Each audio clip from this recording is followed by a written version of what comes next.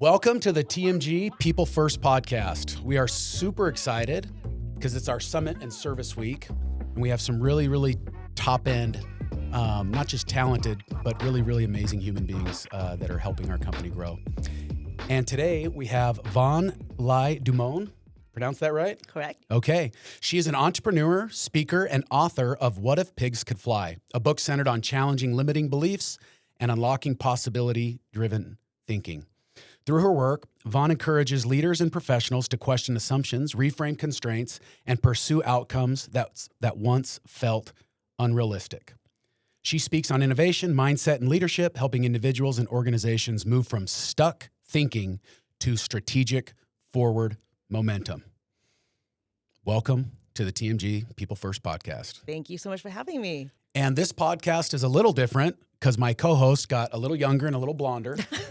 Morgan Scott, welcome to the TMG People First podcast. She is our Chief Operating Officer, and we're happy that you're filling in for Jason today. So welcome to the show. Hope you do it again real soon. Yeah, thanks for having me. Appreciate being here. Okay, so true to form, we always ask a first question, and it's what do you think about when you first wake up in the morning? Okay, well, my honest answer is, I have 3 dogs at home, and so my honest answer to that is like, why do these dogs wake me up so early every single morning? Now, are they barking or are they having to go outside to go to the restroom? No, they have a breakfast time that they enjoy, and they never let me miss it. But you talked about a reframe before, Yeah, so tell us about that. Absolutely. How you So this start your day. idea is, so they wake me up really early. The reframe came very recently, by the way. But before I just be like, why are you guys waking me up so like, can you not sleep in? But I have been reframing it to like, you know what? How grateful am I that I have these 3 lovely little animals who get me up probably a little earlier than I would normally want to, but I get my day started. I get all this quiet time to myself to reflect and do what I need to do before the busyness of my 12-year-old gets up. Okay, Vaughn. So if you were 14 and had $10 in your pocket, and it was a Friday night and you're with your girlfriends, what would you be doing? Okay, I'm just going to go with the first thing that came to my head. I would probably go to our little neighborhood store and buy a Teen Beat magazine. Teen Beat. And take all the quizzes that are inside? Take all the quizzes. So who was like the heartthrob when you were a teenager? Who was at 14? Who was it at the time? Oh, I don't That was a long time ago. know. Not that long ago. I think I more remember like what was it, MASH? Right? Who were you going to marry? Oh, right? yes, like, that's right. And doing all Yeah. of that stuff on the bus. I and did everything. a lot of that. Oh, Yeah. was it Duran? I mean, for me, it might have been Duran still at 14. Duran, Yeah. nice Okay. one. Maybe Depeche Mode as well. Yeah. That's awesome. All right, so I inputted everything I know about you in ChatGPT, and it gave us a walk-up song for you. Nice. I can't wait Okay. to hear this. Unwritten. What a great song. Ooh. Natasha, I don't know how to say her last name, but it says that this is prepared for you because of your reinvention, blank page thinking, author energy. The story isn't fixed. Very on brand for Love this that. mindset disruptor. Welcome to the TMG podcast. How fun. We should have had that as your walk-up song yesterday. I for know. our What did we service have? Summit. We had a couple. I'm not sure. So, Vaughn, I saw you a few years ago at an Assurix conference, and you stuck with me so much. I knew that you were going to be perfect for being our keynote speaker to lead our service team throughout our first ever service summit. So, from your perspective, how did the event go yesterday? Well, so first of all, going back to when we met, Assurix conference, and then Morgan, you reached out to me on LinkedIn, emailed me, and I think it was like 5 months later I finally got back to you. So thank you that I left such a good impression in person that you still responded to me after I responded 5 months later. But I've been working with you for, I think, only like the last 2 months on preparing for yesterday's summit, and it was amazing. You did such a good job. All of it was incredible. The way the day played out, I thought it went so smoothly. So the reason why you reached out to me about this was the theme of experience, right? The experience is our signature and the power of experience. And that's exactly what I do, right? Like my work in creativity, curiosity, giving people an experience, I feel helps people have an emotional connection to what's happening. And I think that's exactly what happened yesterday. People showed up for their first ever summit, and I don't think anyone knew what to expect, but for it to be so interactive and so much about who they are and what they can contribute, I think made it a really successful day. Yeah, no, I agree. I think there was a lot of energy and it was really exciting to see. And I was a little bit nervous too because it was our first ever service summit. And we had a lot of curious questions, Mm-hmm. which I loved to see in the outcome of it. So you envisioned this, it was your baby. It turned out the way you expected or better than expected or what? I think it turned out better than expected. And I think a lot of that is actually due to Vaughn. So we met 5, 6, 8 times. Yes. Really over planning it Zoom. through. And she was a true partner in this whole experience, which I really loved and appreciated. So we walked through everything. We diced it, sliced it, like put the breakout sessions where they belonged, and really wanted to make it feel creative and energized, and not just a speaker speaking at somebody, but really having it be a part of the conversation and be interactive. So I actually attribute that to you, Vaughn, for having it be so successcul, for really thank helping you. me through the process and the vision. Yeah, and it was really truly a partnership, but that's how I actually really love to work with my clients. I don't enjoy when someone's like, "Here's our conference. Can you just come and do this one talk and be gone?" Right. So I love the fact You're that like, yeah, we for were- 50,000, I'll do that. exactly, but for that much, yeah. But it was really fun just to work with you along the way and to see the progression of where we started. Right, like we were like, "Oh, let's do all this stuff," and then Morgan was really able to just pare it down to the necessary things, and the things that, and when to see it all play out, yes, I'm like, oh, the things we thought we wanted in there that we took out, it worked out that we took it out, right? Yes, The so things that glad we we took kept it out. in really worked out as well. So, and that's the creative process. I really enjoyed that. So you're CEO of Work Smart Advantage. I'm super curious. How did you come up with that name? Okay, so Work Smart Advantage is a company I've been running for 13 years now. I started when my son was, well, I'll tell you the origin story of the business. So I was working in corporate America, working in a large pharmaceutical company, and I had this idea in my head around bringing learning and development or creativity to learning and development for 6 years in my head. And, they call, I don't know if you have this in the insurance industry as well, but in the pharmaceutical industry, they call it the golden handcuffs, right? It's just so good that it's hard to leave. Just good enough. Just good enough. Exactly. Just good enough. It's comfortable enough. So, but I had this idea in my head that wouldn't go away about bringing creativity into learning and development. And I never did anything with it. And then there was a time in my life where I got married. I had an 8-week-old baby. My brother, who was a police officer at the time, got into this motorcycle accident. He was in a coma for 2 months. And my dad was diagnosed with Alzheimer's. So all those three things, so me and this little 8-week-old baby would just roam around this hospital waiting for my brother to wake up. And it was during that time, like, I've got this idea. It won't leave me. And I want my son to see his mom doing something she loves. And clearly, with my brother in a coma, I'm like, life is so short. He's fully recovered, by the way, my brother. Oh, good. So it was then that I decided to start, leave my company and start this business. And at first, it was called, the whole idea was like, how do I bring arts and crafts into the workplace? And I called it craftivity events. So I would do these art workshops in my backyard at my friend's art studio. I would approach businesses and basically say, can I bring an arts and crafts project to your office on a Friday afternoon? And the answer was no. Like, absolutely not. So I randomly met this gentleman, a executive coach, at a networking event one day, and we sat down like for coffee a little bit after that. He's like, "Well, if you're trying to bring this in the corporate world where I think it's really needed, is there a way you can do it differently?" And just thinking about that, that's when I came back. I kind of just shut everything down, and I came up with the name Work Smart Advantage. Right, so playing on the word working and art, and how bringing creativity is an advantage in the workplace. So that's how I started. That's how I came up with the name. And then I started looking at like what I was doing in the past, learning development, talent, team development. And I started incorporating creative activities into programs. And that's how I got started. And it took a while for people to catch on to it. But, all these years later here, I'm still here. That's awesome. Yeah. Well, I was fortunate enough to attend yesterday as well. And I was fascinated by your story, your mom.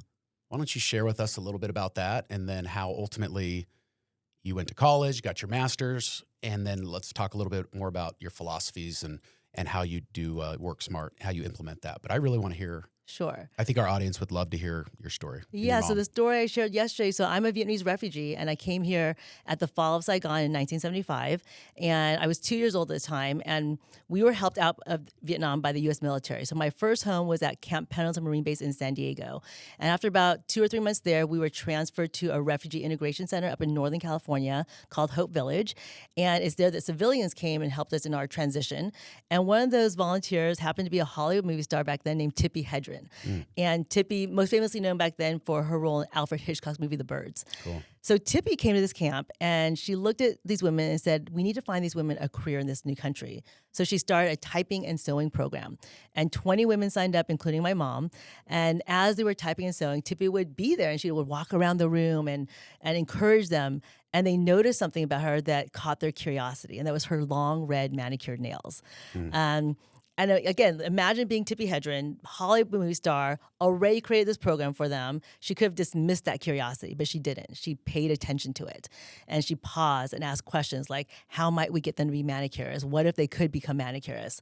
And then she just took a small step and asked her manicurist from LA to come up to Sacramento and teach these women how to do a basic manicure, which she did. And then they didn't make that didn't make them licensed manicurists. So the next thing she did was walk them down to the beauty school, right? Despite the challenges of not speaking English, not having money to pay tuition, right? Didn't pay attention to those challenges. Like, let's just see what's possible. So they walked down to the beauty school, asked the owners of the beauty school if they would take on these women as students, and they said yes. So after about 10 weeks of schooling and 400 hours of schooling, they all passed their manicure practicum and written tests in English. And became the first 20 Vietnamese licensed manicurists in the United States. Wow. And 50 years later, it's an $8.3 billion industry. And they were the first. They were the first 20. And it was just, it was their example and the refugees and immigrants who came after them, who followed their own curiosities, opened their own salons, beauty schools, manufacturing companies that has really grown this industry. That is so cool. Yeah. I have a question about curiosity, and you talked about what's possible. How do people not let the how get in the way of their creativity? Because I think a lot of people can start dreaming or can start thinking big or can start thinking what's possible. And then immediately there's some emotional friction or some roadblocks that prevent them from letting themselves just relax and say, what if? Yes. So what prevents people from doing that in your experience? So I think it's human nature, right? It's human nature for us to be comfortable and be really comfortable with our habits and with the way things are. So and it's interesting too, because even though I teach this stuff, I still fall into that where I was like, oh, this is a great idea. And the first thing that comes in my head is like, well, who are you to do that? You don't know how to do that, right? Like, that's a crazy idea. But the challenge there then is to pause and be like, okay, yes, like I hear that voice, and like what's one small step I can take, right? And just know that that's a natural, that's like by human nature, is natural for us to try to prevent ourselves from doing something different. And just in the knowing that's human nature and be able to say like, okay, I know that's human nature. Thank you for being there for me. And I'm going to do this anyway. And then the doing this anyway doesn't look like that big event. It looks like what's the first small step. And when I think about my business that I told you about, the 6 years I didn't start my business, is because for those 6 years, all I can think about is like, okay, here's the business. I've never run a business before. I don't know how to do that. Like, I'm not like, how do I do accounting? How do I open a business? All these things, right? All these things that like, how do I run this business? Where I finally started when I said, okay, what's the first small step I can do to open a business? What was that first small step for you? So the first small step for me was I literally just Googled, because the idea was creativity. I Googled creativity in the workplace or something like that. And something came up online that said Kaizen Muse Creativity Coaching. It was a 17-week coaching online coaching course that's supposed to meant for me to become a creativity coach for other people. But I joined, right? I just looked that up and I signed up and I took this 17-week coaching class that I never moved forward with it and became a creativity coach, but it coached me on how to start this business. Yeah. And one of the things that I learned in there was this idea of one small step, right? Just if you have an idea, think of the smallest step you can take towards it, and then take that small step and see what else opens up for you. That's so good. Talking about one small step, you wrote a book. I did. So yes. Tell us about the book and what was that process like? So Took 6 years. You had this internal momentum where you kind of had an idea, but you were wrestling with how to do it. And then you took one small step. How was the book the same thing, or was that just the natural evolution? How long did that take you till you were like, yeah, I'm an author. Let's do this. Okay, so that's like I said, like I need to read my own books and follow my own philosophies, because the book took 4 years to write. so here I am now, an entrepreneur. I'm running this business, and I keep hearing, you should write a book. You should write a book. And I was like, who am I to write a book? And I had the book in my head, but again, like, who am I to write this book? What am I going to write about? And it was finally, I think what happened was I had the book in my, I think I wrote like maybe a foreword and one of the chapters it was in my computer somewhere. So I met this gentleman named Eric Severson at a conference. He was speaking, I was speaking, and he said, you should write a book. I said, well, funny enough, like I kind of have one in my head. And he is also a publisher. He's like, okay, well, let's work together. He's like, chapter 1 due next week. Right. So I was like, okay, I can write one chapter. And once the process started, I think the book was released within 6 months after really taking that first step and just understand like, okay, because again, in my head, I was like, okay, how do I write a book versus how do I just write that first chapter and write it really poorly, by the way, right? It wasn't about a perfect chapter. It was just getting the words out there. Yeah, just the movement of it. And the other thing with that too, I think is interesting is I didn't really ask permission either, right? I didn't ask permission from anyone, or I didn't ask validation from anyone. I wrote the book.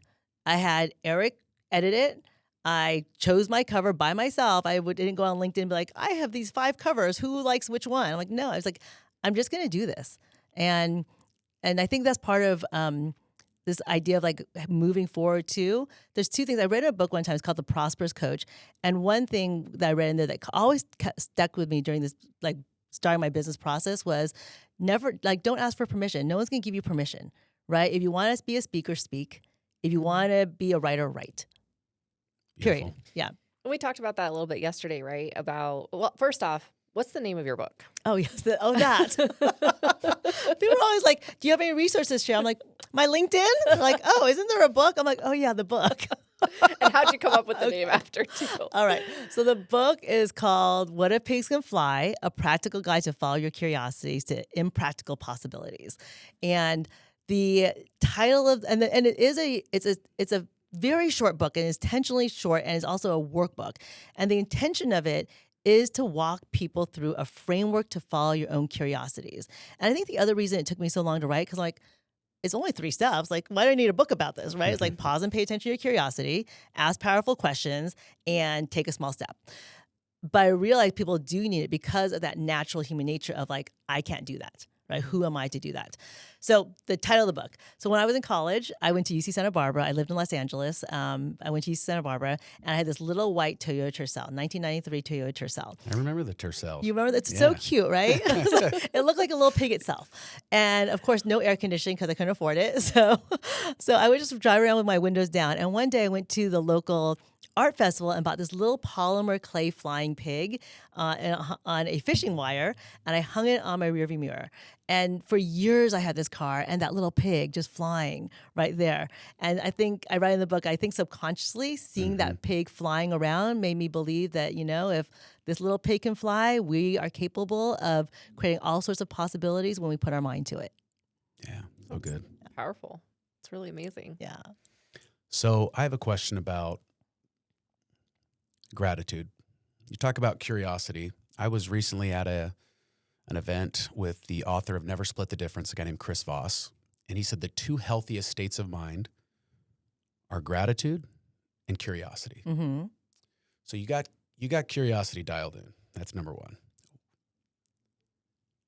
How's your gratitude, and how does that help you continue on what you're doing and changing people's lives? That's a great question. I really do love that word and that mindset of gratitude, because I think both curiosity and gratitude lead to possibility, right? So I think that's how those 2 tie in together. Put that on a billboard. Yeah, right? That's a T-shirt, good. a billboard. And the concept of being grateful really leads to expansion. And I posted something on Instagram yesterday about our time together yesterday. Uh-huh. And as I was going through the images picking what I was going to post, I was like, it was just that feeling of gratitude. Like, I'm so grateful that I get to do this work. I get to share curiosity and creativity and make the impact that I get to make on people. You know, like yesterday, having people come up and saying the impact that the day made on them. Like, it's interesting because they were showing me gratitude, but I was so grateful to be able to give that to them too. Well, you said it expands. Yes. The more gratitude you give, the more it's a really cool kind of a flowing thing. I think there's a lot to that. Although I would like to sleep in some days. Yeah, I get that. That's similar to like I get to come to work. I get to be busy with my kids and live in chaos in a little bit because it's a short time frame. So I think It's that hard really to be resonates present when you got kids throwing up and dumping cereal boxes out. Yeah. But it's true. You say, hey, that reframe. Yep. I get to. This is a blessing. It's really big. Morgan and I were talking. Does everybody think they're curious, or do people genuinely go, I'm not that curious? Or because I'm wondering, like, I haven't ever told nobody's ever told me, I don't think I'm curious. But at the same time, I feel like we're all at a different level depending on a lot of different factors, environment, the type of day you're having, whatever's going on. I mean, you and the publisher got together and that was through curiosity, right? And other stuff, but you could have been in a different frame of mind that day and then who knows, right? So are people curious by nature, or are they not curious? Like, do you understand what I'm asking? Like, yeah, I think so. So I think I I'm feel curious like, yeah, about I'm that. curious if you're curious.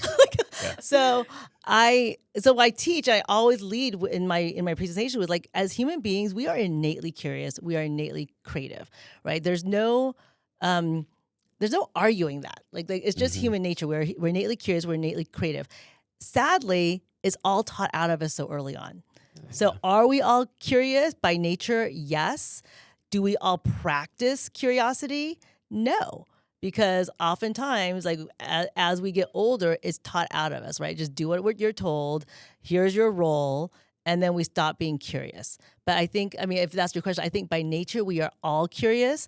And we're all capable of more curiosity. We're all capable of allowing ourselves mindset again, right? It's like, it's all mindset. If you're not finding yourself, like you said, like pausing and asking questions, you can do that, right? So I don't think it's a question of, like, are we curious or are we not curious? We are all innately curious, but are you practicing it? Yeah. Is there a word or, a trigger or something that you perform yourself when you're like, okay, I'm not being curious right now, so I do need to pause and become more curious? Is there anything that triggers in your head to say, like, a word that you use or a mantra that you use? Or Well, I think the word pause is really important. Like, I'll tell you a good example of that is one time I received a email from someone. I won't get into the specifics of it, but I went into, I'm going to react. Right? We all write the email. all been there. This is not going to go well. I am don't put going send, to but react. Write it. It's therapeutic to write it. Write it, look at it tomorrow. Yes, yeah. And then, but I paused, and rather than writing what I wanted to write, my initial reaction, I instead wrote, I think this is really inappropriate. I'm curious why you would have written this to me. And it led to conversation, right? Versus, I don't know what would happen if I wrote the first email I wanted to write. Yes, I think, I mean, again, like, I don't really have a word, but I feel like if we can just remember, like, when we're not feeling that, or like when we're feeling challenged, when we're feeling anything negative, we can stop and pause and ask, like, what is that, right? Or ask a curious question. I think that always leads to something better. Yeah, really good. What else do you have for our employees or anybody listening out there, business owners, where they can help have curiosity more a part of their culture? How would you advise business owners to actually infiltrate their culture and make it a part of their business? Sure. So I talk a lot about curiosity. My work is in creative leadership and creative problem solving, which is all about curiosity. So when I talk about creative leadership is this idea of being a leader who asks a lot of questions, right? Who understands that all ideas matter, who finds ways to get every voice to the table. And that is a form of curiosity. And I think that's really important in any workplace for everyone in your organization to feel like no matter what role I play, I have a voice here. So that's creative leadership. And the way I teach creative leadership is giving people the tools of creative problem solving. And creative problem solving also speaks to curiosity because I talked about this yesterday, this idea of divergent and convergent thinking is a principle I teach. Yeah, let's go into that. Yeah, so divergent thinking. So let's say you're in a meeting and you're asking for someone, so you're asking your team to solve for this challenge. And generally what happens is, some brave soul will raise their hand and give an idea. And what happens to the idea right away is vetted. Oh, that's a good idea, but, oh, no, that's not going to work because here's our limitations, right? It's vetted right away. So in divergent thinking, that doesn't happen. You ask the question, someone gives an answer, and you're like, great, let's write that on a Post-it note, stick it on the table. Let's build it out of Lego. Let's put it on the table, whatever it might be. But every answer gets captured without any vetting at all. And then after all the divergent ideas are on the table, then what you do is move to the second part, which is called convergent thinking. And in convergent thinking, this is where we narrow down. You say, here's all our amazing ideas we just came up with, and here are our parameters, right? It has to happen within this budget, it needs to happen within this timeline, whatever your parameters are. And now you can take all those divergent ideas and pull those through and filter them through those parameters until you find one that you want to move forward with. Mm-hmm. And the value of that is a couple things. Number one, the best ideas now made it to the finish line because you let all ideas on the table. You also, if that idea, doesn't play out, you also have several ideas to move forward with next, so you don't have to go back to the drawing board. And I think most importantly is you've given everyone a chance to share their voice in a way that's non-judgmental. So you're building that trust too. So divergent thinking and then convergent thinking are ways to, allow people to share their curiosities and share their ideas in a way that makes it comfortable for everybody without judgment.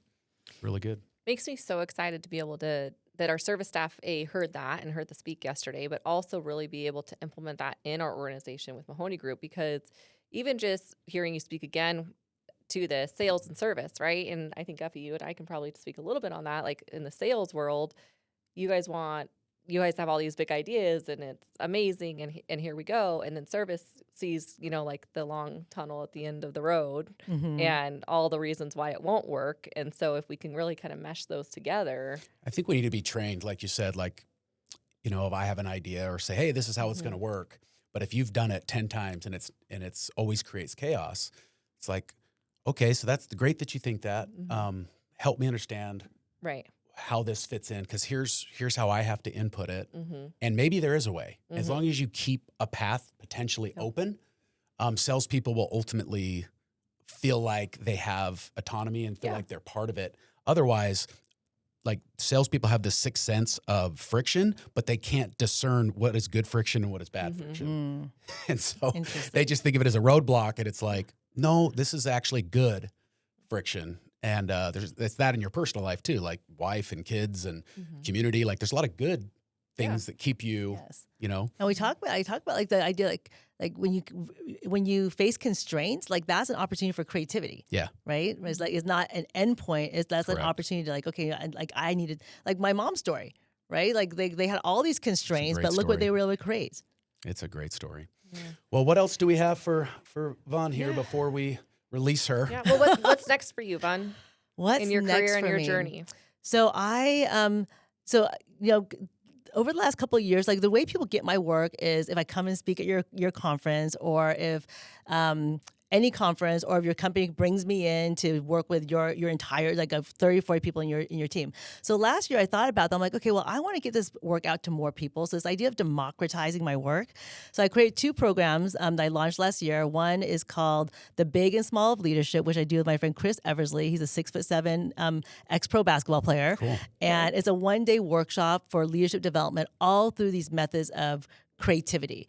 And we launched it last year in Los Angeles. So we'll be doing more of those this year. And the reason why we did that is so that 1 or 2 people from your company can show up. You don't have to bring us into your entire company. And I also launched a online program. It's virtual, live online, 6-week leadership development program called Leadership Canvas. And it is facilitated by me and a few of my facilitator friends who are subject matter experts in other things.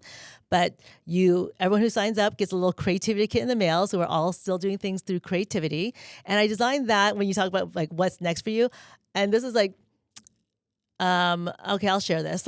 So I'm like, the reason I designed this, number one, yes, to democratize the work I do so more people can get in. But I'm like, okay, in a few years when I'm sitting on my farm, like, what can I be doing? I'm like, oh, won't that be nice to go feed the cows and then come in and just do this leadership canvas program and not have to go anywhere? They have to be Highland cows. Oh yes, and you have pigs, mini of Highland course. cows and the pigs. Okay. Yes, and of course those 3 dogs. Yeah. Wow. Well, I've just been impressed with you and not just your story, but you can just tell that you love your work.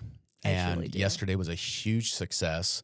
And a lot of that was because of your whole life, which you've put into your life. And you're going to just continue on. And I look forward to watching and you continuing to change lives.